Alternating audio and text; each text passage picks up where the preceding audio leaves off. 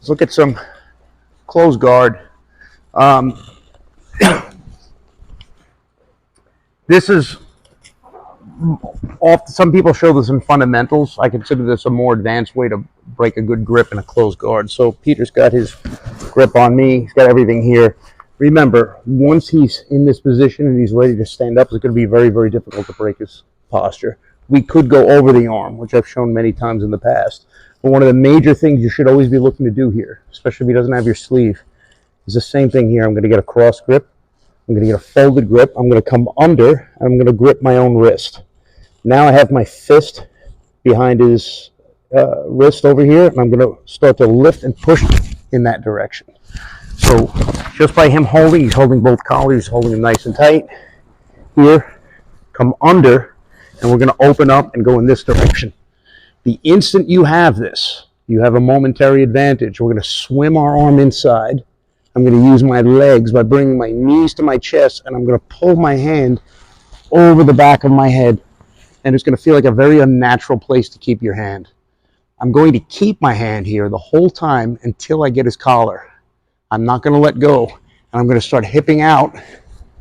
And I'm going to come over. And I'm going to take my time until I get that far collar. Once I have his far collar, now I let go. Not before. Now we're in a really good position. When we used to do this at Henzo's, if you wound up in Peter's position, you knew you were in for a long roll. You got your hand down on the mat, and especially if they had no timer, it was like 30 minutes. The person wants to hold the closed guard, and they have this position. You're just going to be defending the chokes the whole time. And this is exactly what's going to happen for Peter. I am 50% done with a choke. It's in Peter's best interest to keep his hand on my bicep and try to block that. Okay, because he's stuck in my closed guard, and because I have so much control over his upper body, and I have such a tight grip, I can actually take my time to bring my elbow back. It's going to be a pretty easy thing to find that second part of the collar. He tries to hide his head. It's not happening. I'm going to pull him in if he keeps his chin down, and I'm going to bring ear to ear. And I can actually use my right elbow to open. Keep that chin down. I open, and I make little circles. Now I'm under his chin. I can start squeezing. Okay, this is something that Braulio and Hodger used to do from the mount. When they're choking, they make a little circle with the elbow, a little circle with the elbow, lifts the chin, lifts the chin. The second you're under the chin, now you have a very, very strong choke. Not to mention that that first grip is doing its job. So once again, he's here, cross, come under. I keep my fist on the inside of his forearm. As I push, I extend, this arm comes inside. Now remember, we're continuing to hold this grip, not letting go. A lot of people do this, they let go, and then they try to get it, and you lose everything. It feels like your hand's in a very bad position. It's actually not. There's nothing he can do from here to my arm. He could try to reach and manipulate my arm, nothing.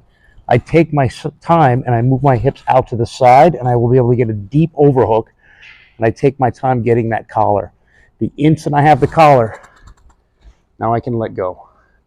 Peter goes to block, hide his head, keep his head down. Nothing he can do. I can always put my foot on the hip. I can extend my legs. I can turn. And as he goes to hold this arm, nothing stops him from bringing this back. His collar's right over there waiting for me, that cross grip. My hands are as close as they can be. They're not going to be very close. He keeps his chin down. I pull him in. And what I'm going to do is start to lift my left elbow, make that circle, and create this type of force. Okay, so one more time. He's here. Cross grip, folded grip. I come under and I get my fist to the inside of his forearm and I reinforce. I push in that direction. The instant you're here, your hand swims inside. I'm going to use my knees, a knee pull to bring my knees toward my shoulders and bring him in, and I continue to hold this until I can make the angle by hipping out and connecting. From here, once I have the grip, now I let go. He can start holding my bicep, what have you. It's going to be very difficult for him to stop this. Connect. As he goes to keep his chin low, I pull him in. I make those small circular motions, and I finish. Okay, let's give it a shot.